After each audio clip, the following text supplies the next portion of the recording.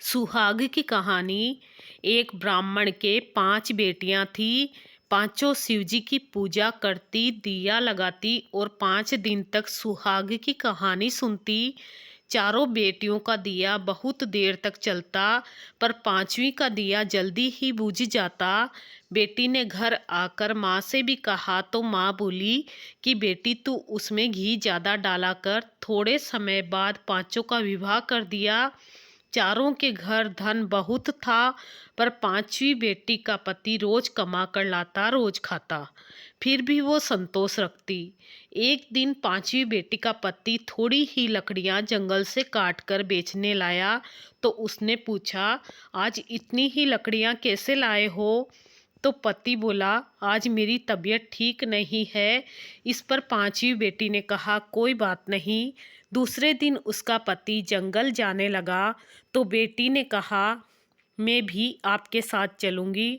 दोनों साथ साथ जंगल गए। थोड़ी लकड़ियां काटी और पति की तबीयत बिगड़ने लगी और बेहोश होकर गिर पड़ा।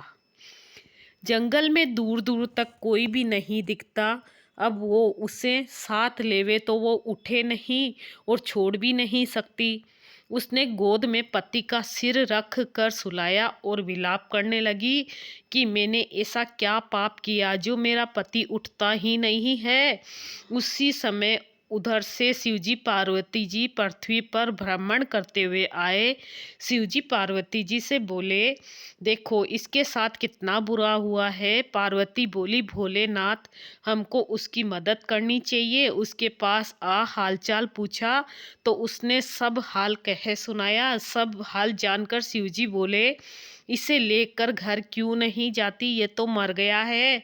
तब बेटी बोली, मैं तो कहीं नहीं जाऊंगी, और रोने लगी। तो शिवजी को दया आ गई और बोले, तू वही है ना जिसका दिया जल्दी बुझ जाता था? उसने हाँ कहा। तो शिवजी बोले, तूने दिया तो लगाया, पर कभी सुहाग की कहानी पूरी नहीं सुनी।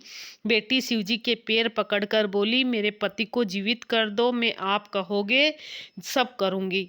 शिवजी ने अमृत के छींटे दिए और उसका पति अंगड़ाई लेता हुआ बैठ गया और बोला, मुझे बहुत नींद आई। पत्नी बोली, ऐसी नींद दुश्मन को भी नहीं आवे।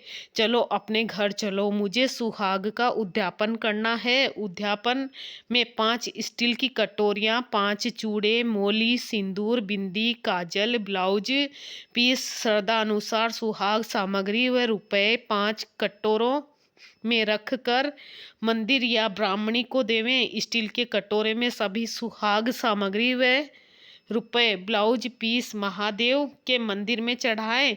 व एक स्टील के दीपक में बत्ती व घी डालकर महादेव जी के जोत जलावें। बचे हुए बाकी 4 कटोरे और सुहाग सामग्री बहन बेटियों को या ब्राह्मणी सुहागन को देवें। उसने घर आकर विधि विधान से उद्यापन किया।